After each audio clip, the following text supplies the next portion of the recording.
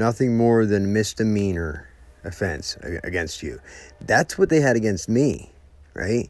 Whenever Officer Dillhold tried to kill me, right? Only he just lied and said that they had a felony arrest warrant. Only whenever I went to, then he arrested me whenever I went to jail and talked to the Judge Prebish, who used to be the warden at the jail for years. He immediately explained to me, well, I see some mistakes here. That's the first thing he said. I see some mistakes here. It appears that they call it a felony. They have it listed here as a felony, but I've looked it up, and this is a ungraded misdemeanor at best. And then he asked me if I had any priors, which I didn't. And he said, yeah, I didn't think so. I looked and I didn't see any. And that's the only situation where there's an exception. If you have priors, then certain misdemeanors could be elevated to a felony offense. So he had already looked that up. So he said, yeah, right off the bat, I see some mistakes here. So all they did was write felony on a piece of paper, right? And that's after they fucked up. And that's what gave them the supposed right, okay, to do what they did against me when Dillhold tried to kill me the second time, okay? And I pushed and said, no, I want body cam, I want dash cam. And they knew damn well that they fucked up, that somebody altered records, right? Whenever they had charges, ungraded misdemeanors, right? That were, not to mention, they took a year and 10 months to even charge. So it was an incident that happened a year and 10 months prior to that. They had 2 more months, and statute of limitations would have ran out on it. So 2 more months. So they just took a situation that was a year and 8 months or a year and 10 months prior to that, and then they lied on a police affidavit, made up a bunch of bullshit, and then they called it a felony. That's it. And I could show you all the paperwork. The way it all worked out, the timeline. They tried to do this, they tried to do this, they tried to do this, and then as soon as it didn't work out, as soon as they finally dismissed the trespassing charges, the defiant trespass from whenever they broke into my apartment, they drug that out for a year, and then they dismissed the charges. They tried to get me to pay court costs, right? Admitting guilt so that they be free from being liable for a lawsuit. And I said, I'm not paying court costs. Why would I pay court costs? I didn't do it. They're the ones requesting to dismiss the charges because they don't have any evidence and they know it. They fucked up. As far as I'm concerned, they're wasting my time. Several dates that I had to appear in court over and over again when they were dismissing the charges, right? When they were the ones that violated my rights. They broke into my apartment and arrested me at gunpoint with no legal standing, with no warrant, without announcing themselves. And they were going to kill me then. My son was there and recorded it, though. Just the way everything worked out, right? I have somebody's looking out for me. And it's not the police. It's a higher powers have been looking out for me. And everything happens for a reason, right? And it's because of this series of events that I'm alive today and that I'm doing what I'm doing today. Everything happens for a reason, you see? And the reason that I feel my purpose now, my entire purpose, is to educate others, right? On their rights, educate others about the dangers of what these people do or what they can do, and the dangers of not knowing your rights, the dangers of not understanding the law and your rights, what can happen, and that's my whole purpose. My whole purpose is to educate people and spread awareness that when they don't get their way, right, and they get made to look like a fool, then they do this vigilante justice shit and they target you, right? It's targeting. And there's all kinds of fucking disinformation shit online to make you think that it's spiritual, to make you think that it's aliens, to make you think all this crazy shit, right? But you're just on a fucking federal watch list. And they get to do all this shit to you and spend all this money because they don't have to answer to anybody. It's under the guise of national security, right? They don't have to disclose any of it to anybody. So that goes to show you how much lack of integrity they have. Because they don't have to show anybody any of this, they exploit it and they take advantage of it and they spend all this extra money because they can, just to fuck with somebody. And they do it because nothing else worked, right? So then they're going to try to do it in a way that they get everybody against that person, right? That they smear their name, they destroy their credibility, they try to drive them crazy so they can create some situation where they can just take them out easily and then just write it up as, oh, he was mentally unstable, he was crazy, right? He had... And it's so, they do it time and time and time again. You can look at the patterns, it's not hard to see. So if you're being targeted, don't believe what you hear. Don't believe me. Don't believe any of this shit. Just discern what you see for yourself, okay? And just try to remember all of these little details. You know, don't let them cloud you with all this disinformation. Don't let them, you know, let you stray down a certain path to make you think that, you know, this is what it is or that's what it is. There's a bunch of paths that they can send you down, right? To where if you believe it's this or that, there's no longer anybody to hold accountable, you know, tangibly. So then they're off the hook because then you're not looking at them anymore. That's all they care about is to get the attention off of themselves. So whenever you you do focus, though, on who is doing it, right? Who is behind this targeting and who's behind this? Whose game is this?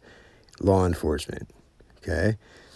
The DOJ, the Homeland Security, NSA, FBI. I'm not going to say CIA because CIA is foreign. They're supposed to be on foreign soil. It's not really... Central Intelligence Agency doesn't... I don't think they really deal in this low of a, you know... this stupid domestic type terrorism. That's Homeland Security. Homeland Security, though, they absolutely have all these programs, right, where they can get paid a bunch of money to investigate somebody. And they're not out to solve a crime.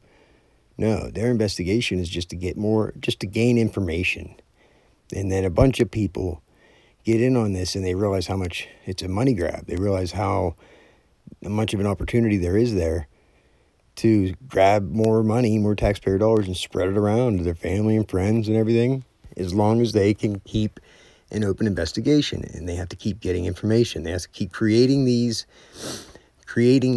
reasons for the investigation. So they have to almost manufacture the crime. They have to manufacture the threat, right? They have to manufacture the threat of terrorism. And it's gotten out of control, way out of control.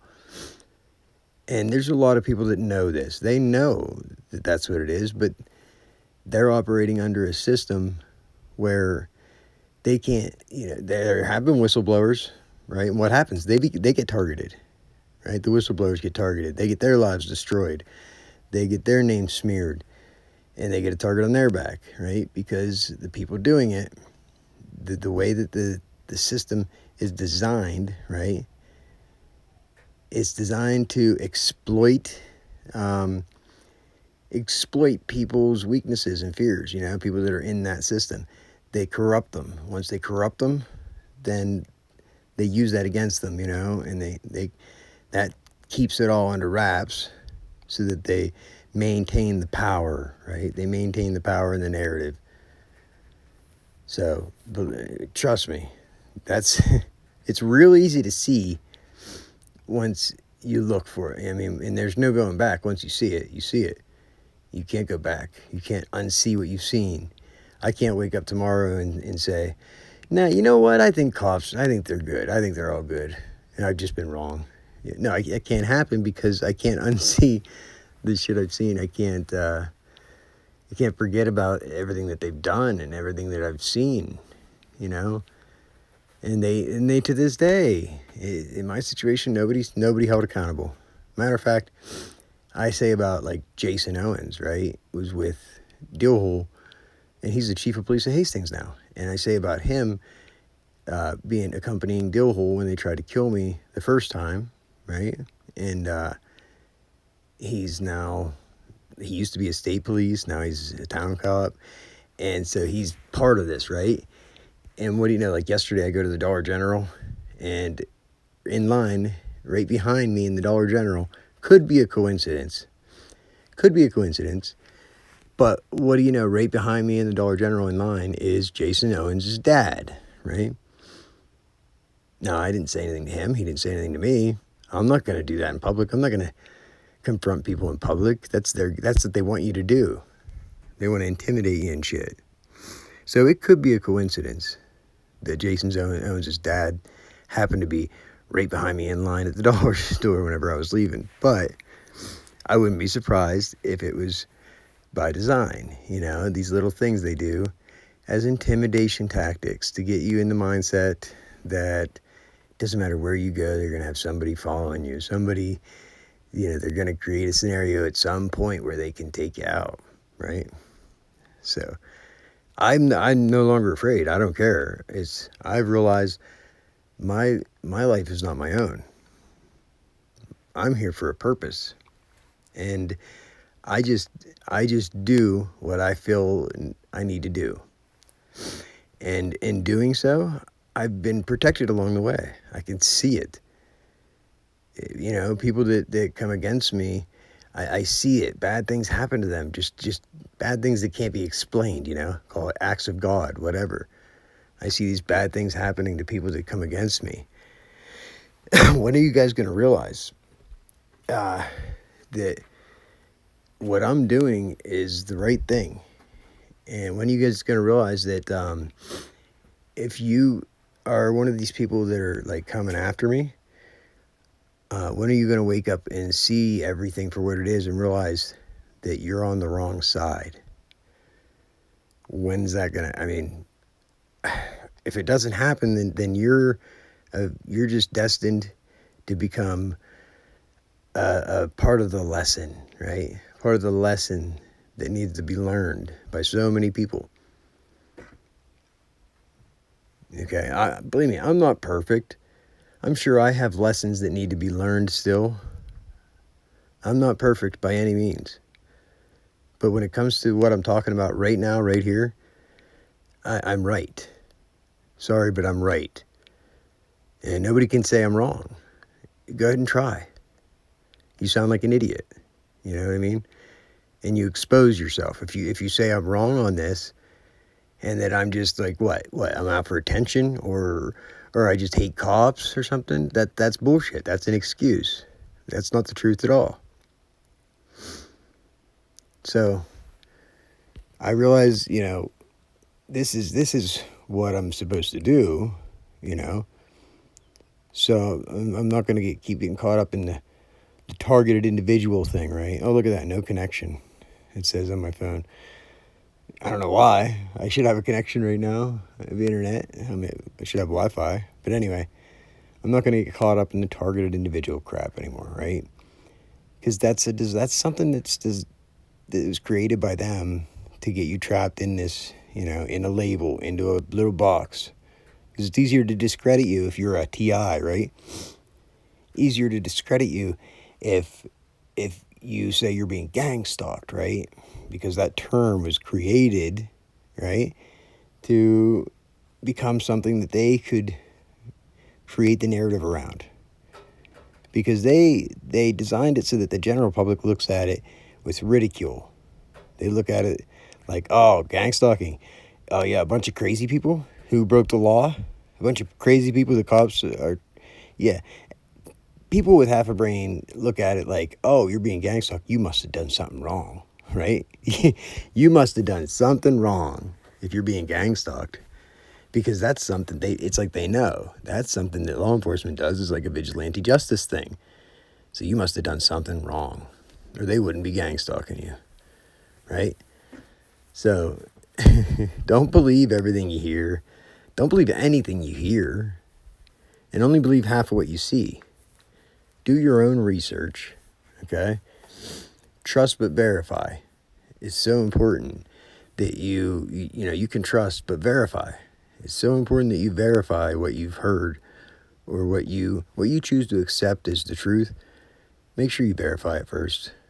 Don't become controlled opposition. Don't become part of the problem, And it's so easy to get wrapped up in it because normal good people don't think along these deceptive lines like that. They don't think, well, they don't think that somebody would have lied to them about something like this. They don't even think about that because that's not how normal people think.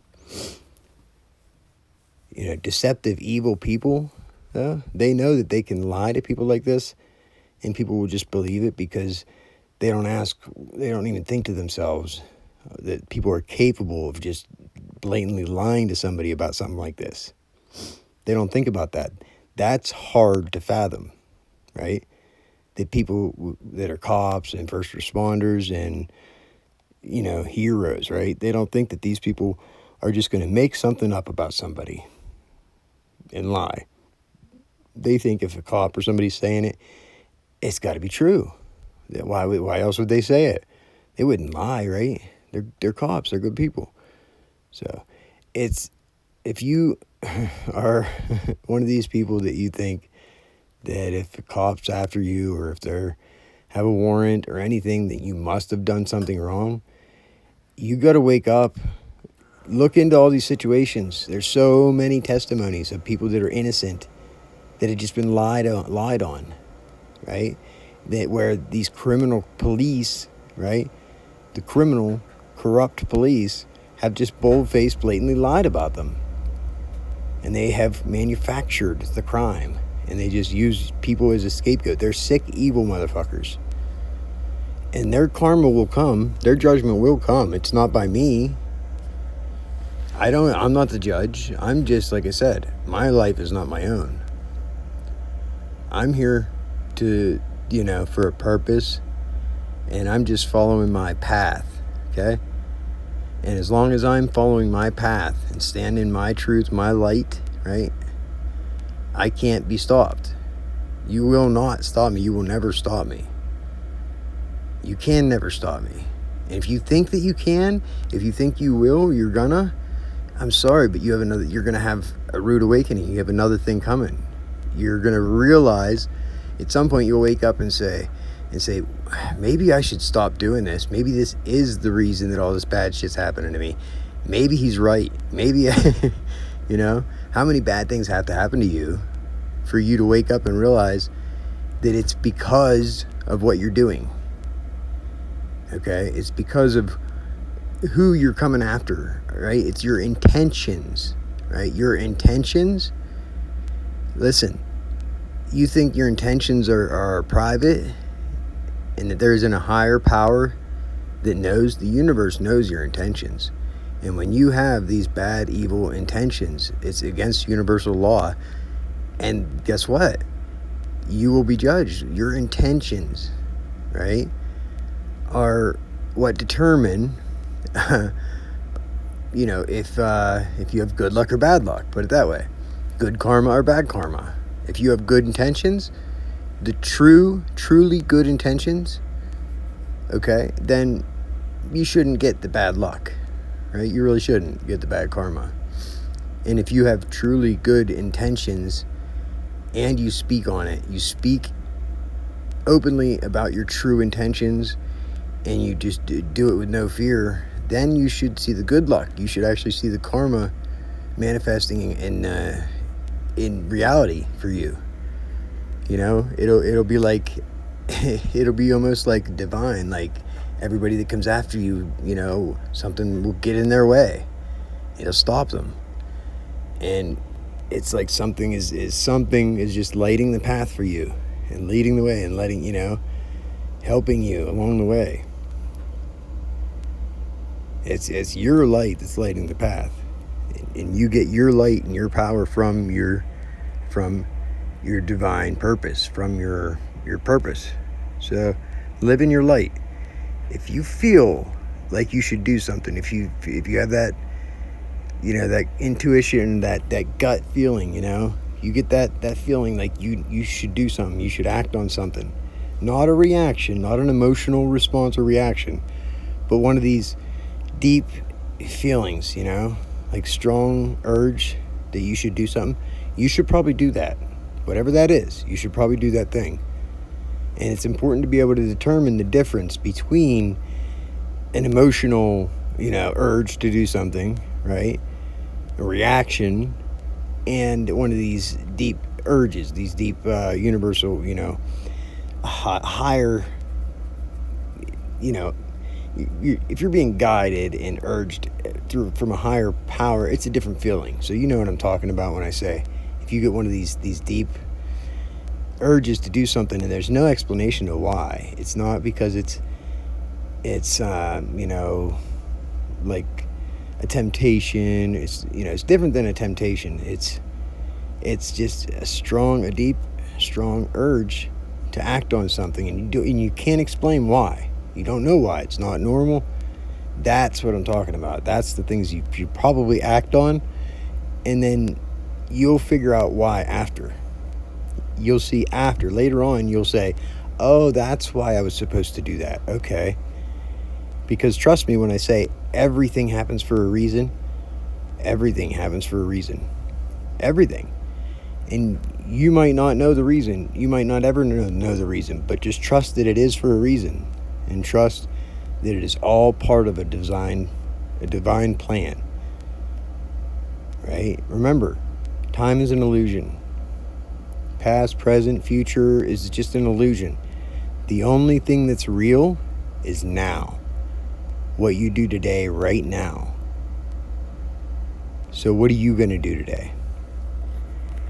Be good or be good at it. Peace out.